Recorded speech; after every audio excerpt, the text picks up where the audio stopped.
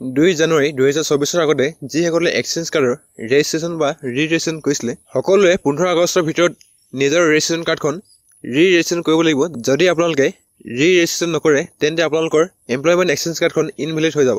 ৰি-ৰেজিষ্ট্ৰেশ্যন কৰিবৰ কাৰণে আপোনালোকে ইয়াত ক্ল'জ কৰিব। তাৰপিছত ইয়াত আপোনালোকে লগ ইনত ক্লিক কৰিব। তাৰপিছত এনেকৈ আপোনালোকৰ পেজটো খোল খাই আহিব। ইয়াত আপোনাৰ চিটিজেন, PFC, CSC আৰু অফিচিয়েল এনেকৈ আপোনালোকে 4টা অপশ্যন পাই যাব। আমি যেহেতু CSC থ্ৰুদি লগ ইন নকৰোঁ তো ইয়াত চিটিজেন চিলেক্ট কৰি লগ ইন ৰেজিষ্ট্ৰেশ্যন ক্লিক কৰিব। তাৰপিছত মেৰি পেচান পেজটো তেনেকৈ খোল খাই আহিব। ইয়াত আপোনালোকৰ ইউজাৰ নেম পাছৱৰ্ড ফিল কৰি কনচেণ্ট দি চাইন ইনত ক্লিক কৰিব। যদি আপোনালোকৰ একাউণ্ট ক্ৰিয়েট কৰা নাই new user sign up for মেৰি পেচান ইয়াত ক্লিক কৰিব। তাৰপিছত আপোনাৰ মেৰি পেচানৰ চাইন আপ পেজটো এনেকৈ খোল খাই আহিব। ইয়াত আপোনাৰ 10 ডিজিটৰ মোবাইল নম্বৰটো এণ্টাৰ কৰি জেনেৰেট OTPত ক্লিক কৰিব। আপোনালোকৰ মোবাইলত অহা OTP ইয়াত এণ্টাৰ কৰি ভেৰিফাই OTPত ক্লিক কৰিব। OTP ছাকচেছফুলি ভেৰিফাই হৈ যাব। তাৰপিছত গিভেন নেমত আপোনাৰ যোনটো নেম ইয়াত আপোনালোকে ফুল নেম এণ্টাৰ কৰি দিব। তাৰপিছত ইয়াত আপোনালোকে ইউজাৰ নেম এণ্টাৰ কৰিব। যদি আপোনালোকৰ ইউজাৰ নেমটো এভেইলেবল আছে ইয়াত আপোনাৰ ইউজাৰ নেম এভেইলেবল বুলি আহিব। ইয়াত আপোনালোকে এটা ষ্ট্ৰং পাছৱৰ্ড ক্ৰিয়েট কৰি পাছৱৰ্ড কনফাৰ্ম কৰিব। তাৰপিছত ইয়াত আপোনালোকে জেণ্ডাৰ চিলেক্ট কৰিব। আপোনাৰ যোনটো date of birth day month আৰু ইয়াৰত আপোনালোকে মেনুৱেলি টাইপ কৰিব পাৰে বা কেলেণ্ডাৰৰ পৰা চুজ কৰি ল'ব। তাৰপিছত ইয়াত আপোনালোকে এটা মেছেজ টাইপ কৰিব। ইয়াত আপোনাৰ কেপচা কোড ফিল কৰি টাৰ্মছ এণ্ড পলিচিছ একচেপ্ট কৰিব আৰু চাইন আপত ক্লিক কৰিব। আপোনালোকৰ একাউণ্ট ছাকচেছফুলি ক্ৰিয়েট হৈ যাব। এনেকৈ আপোনালোকৰ এটা পেজ পপ আপ হ'ব। ইয়াত আপোনালোকে এস্কেপ বুটানত ক্লিক কৰিব। তাৰপিছত আপোনালোকৰ পেজটো এনেকৈ খোল খাই আহিব।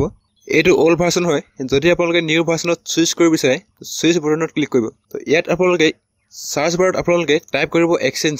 তাৰপিছত আপোনালোকৰ এনেকৈ ভালেকেইটা অপশ্যন খোল খাই আহিব। তো যদি আপোনালোকে ৰেজিষ্ট্ৰেশ্যন কৰিব বিচাৰে 2 নম্বৰত ক্লিক কৰিব আৰু যদি আপোনালোকে ৰি-ৰেজিষ্ট্ৰেশ্যন কৰিব বিচাৰে 1 নম্বৰত ক্লিক কৰি চাৰ্চ বুটানত ক্লিক কৰিব।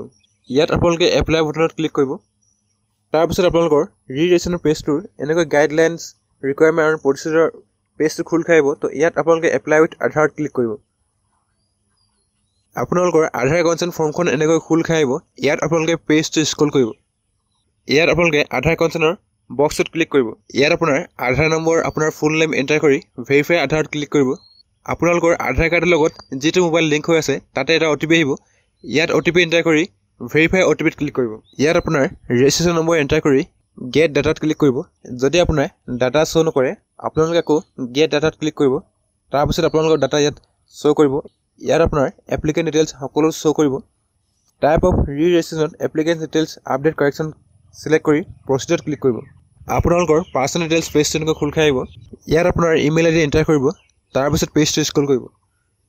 পাৰ্চনেল ডিটেইলছত আপোনালোকৰ আপোনাৰ father's name, mother's name, date of birth সকলো অটো ফিল হৈ আহিব। ইয়াত আপোনালোকে ৰিলিজনটো চিলেক্ট কৰিব লাগিব। পেজটো স্ক্ৰল কৰি কাৰেণ্ট এমপ্লয়মেণ্ট ডিটেইলছত আপোনাৰ প্ৰিভিয়াছ এমপ্লয়মেণ্ট ষ্টেটাছ ইয়াত আহি যাব। তাৰপিছত আপোনালোকে কাৰেণ্ট এমপ্লয়মেণ্ট ষ্টেটাছ ইয়াত চুজ কৰিব লাগিব। যদি আপোনালোকে ইণ্টাৰ্ণশ্বিপ কৰি আছে ইণ্টাৰ্ণশ্বিপ দিব পাৰে। লিষ্টৰ পৰা আপোনালোকৰ যোনটো এমপ্লয়মেণ্ট ষ্টেটাছ আপোনালোকে চুজ কৰিব পাৰে। যদি আপোনালোকে আনএমপ্লয়ড তেন্তে আপোনালোকে আনএমপ্লয়ড চুজ কৰিব। ফিজিকেল এট্ৰিবিউটছত আপোনালোকে আপোনাৰ হাইট ৱেইট এণ্টাৰ কৰিব। তাৰপিছত আৰ ইউ ডিফাৰেণ্টলি এবল ইয়াত বাই ডিফল্ট ন' চিলেক্ট হৈ আহিব। যদি আপোনালোকৰ য়েছ চিলেক্ট হৈ আহে তেন্তে আপোনালোকে ন' কৰি ল'ব আৰু 7 নেক্সটত ক্লিক কৰিব। তাৰপিছত আপোনালোকৰ এড্ৰেছ ছেকশ্যনটো এনেকৈ খোল খাই আহিব। তো ইয়াত আপোনাৰ ইমেইল ভেৰিফাই কৰিব লাগিব। ইমেইল ভেৰিফাই কৰিবৰ কাৰণে ক্লিক হেয়াৰত ক্লিক কৰিব। আপোনাৰ ইমেইলত এটা OTP আহিব। আপোনালোকে ইয়াত OTP এণ্টাৰ কৰি ভেৰিফাই OTPত ক্লিক কৰিব। আপোনাৰ ইমেইল ছাকচেছফুলি ভেৰিফাই হৈ যাব। আপোনাৰ এড্ৰেছ ছেকশ্যনটো ইয়াত খোল খাই আহিব। পাৰ্মানেণ্ট এড্ৰেছত এড্ৰেছ, লোকেলিটি, ষ্টেট এক্সেট্ৰা এই বক্সত আপোনালোকে ফিল আপ কৰিব। তাৰপিছত বাকীবোৰ আপোনালোকৰ বাই ডিফল্ট অট'মেটিকলি ফেচ হৈ আহিব। আপোনালোকে পেজটো স্ক্ৰল কৰিব। যদি আপোনাৰ কমিউনিকেশ্যন এড্ৰেছ আৰু পাৰ্মানেণ্ট এড্ৰেছ ছেম হয় য়েছত ক্লিক কৰি 7 নেক্সটত ক্লিক কৰিব। তাৰপিছত আপোনালোকৰ এডুকেশ্যন এণ্ড স্কিল পেজটো এনেকৈ খোল খাই আহিব।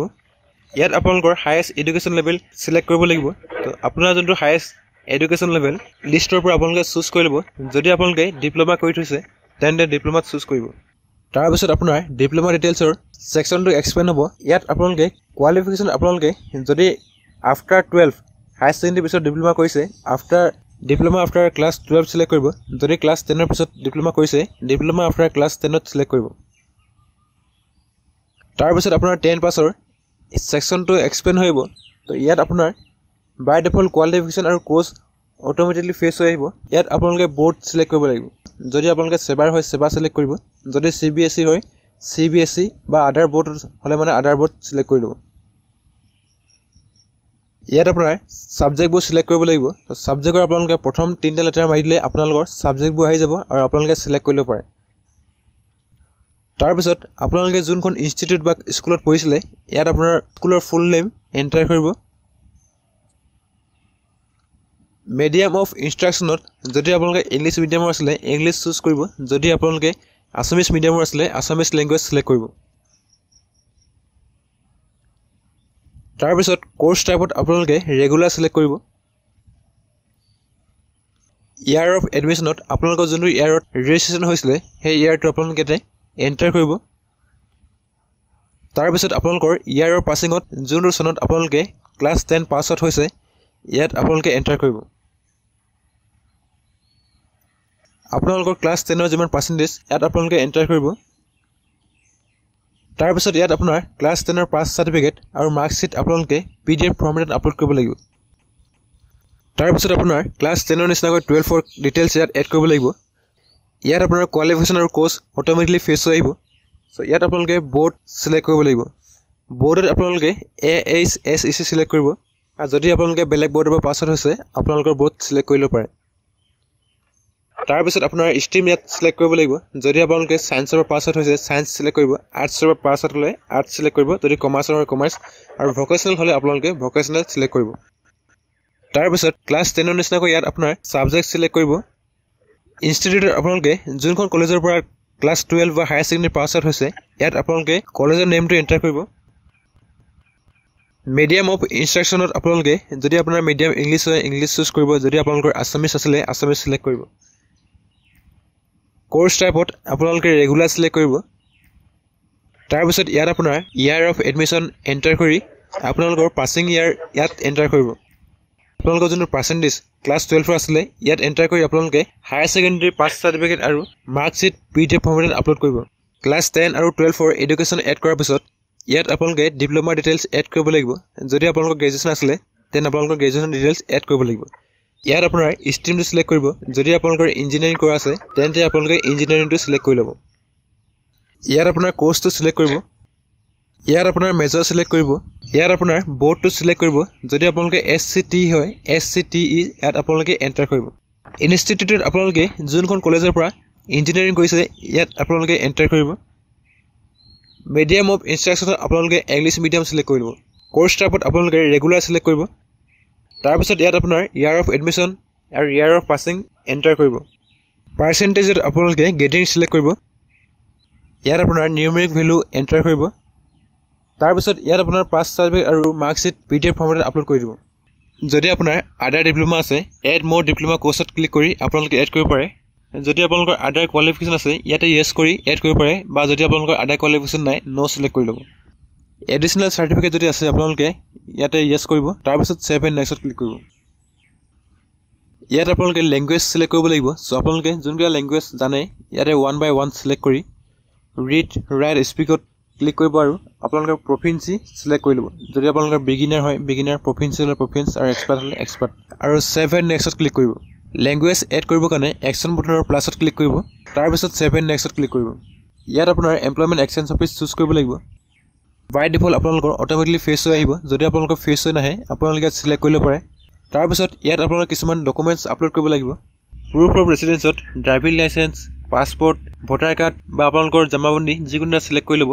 তাৰ পিছত এজ প্ৰুফত আপোনালোকে বাৰ্থ সাৰ্টিফিকেট স্কুল সাৰ্টিফিকেট বা 10 ৰ এডমিট কাৰ্ড ইয়াত আপোনালোকে আপলোড কৰিব পাৰে কাষ্ট সাৰ্টিফিকেট যদি আপোনালোকৰ কাষ্ট সাৰ্টিফিকেট আছে ইয়াত কাষ্ট সাৰ্টিফিকেট চুজ কৰি ল'ব যদি আপোনালোকৰ EWS সাৰ্টিফিকেট আছে EWS সাৰ্টিফিকেট চুজ কৰি তাৰ পিছত যদি আপোনালোকৰ ওয়াৰ্ক এক্সপেৰিয়েন্স আৰু এনি আদাৰ ডকুমেন্টছ আছে ইয়াত আপোনালোকে এড কৰিব পাৰে আপোনালোকৰ পাছপোৰ্ট সাইজ ফটো আৰু সিগনেচাৰ অটোমেটিকলি আপলোড হৈ আহিব যদি আপোনালোকে ফটো আৰু সিগনেচাৰ চাব বিচাৰে ভিউ ডাউনলোডত ক্লিক কৰিব আৰু যদি আপোনালোকে চেঞ্জ কৰিব বিচাৰে ব্ৰাউজাৰত ক্লিক কৰি আপোনালোকে চেঞ্জ কৰিব পাৰে ডকুমেন্টছবোৰ আপলোড কৰাৰ পিছত ডিক্লেৰেশ্যনত আপোনালোকে টাৰ্মছ এণ্ড কণ্ডিশ্যন একচেপ্ট কৰিব আৰু সেভ এণ্ড নেক্সটত ক্লিক কৰিব আপোনাৰ এপ্লিকেশ্যনৰ এটা প্ৰিভিউ আহিব সো আপোনালোকে এপ্লিকেশ্যনৰ ভালকৈ এটা প্ৰিভিউ চাই ল'ব যদি আপোনালোকৰ কিবা ভুল হৈছে এডিটত ক্লিক কৰি আপোনালোকে এডিট কৰিব পাৰে যদি আপোনাৰ সকলো ঠিকই আছে ফাইনাল সাবমিট কৰিব আৰু আপোনালোকৰ যোনখন এক্সচেঞ্জ কাৰ্ড ইয়াত আপোনাৰ জেনেৰেট হৈ আহিব আৰু এইখন আপোনালোকে ডাউনলোড সাৰ্টিফিকেট ক্লিক কৰি আপোনালোকে ডাউনলোড কৰিব পাৰে তো এনেকৈ আপোনালোকে এটকা খৰচ নকৰাকৈ আপোনাৰ যে এক্সচেঞ্জ কাৰ্ড ৰি-ৰেজিষ্ট্ৰেশ্যন কৰিব পাৰে। ইয়াৰ যে লাষ্ট ডেট 15 আগষ্ট, আপোনালোকে 15 আগষ্টৰ ভিতৰতে আপোনাৰ ৰেজিষ্ট্ৰেশ্যন কাৰ্ড ৰি-ৰেজিষ্ট্ৰেশ্যন কৰি ল'ব। যদি আপোনালোকে ৰি-ৰেজিষ্ট্ৰেশ্যন নকৰে তেন্তে আপোনাৰ এক্সচেঞ্জ কাৰ্ড ইনভেলিড হৈ যাব। ভিডিঅ'টো প্ৰথমবাৰ শেষলৈকে চোৱাৰ কাৰণে ধন্যবাদ।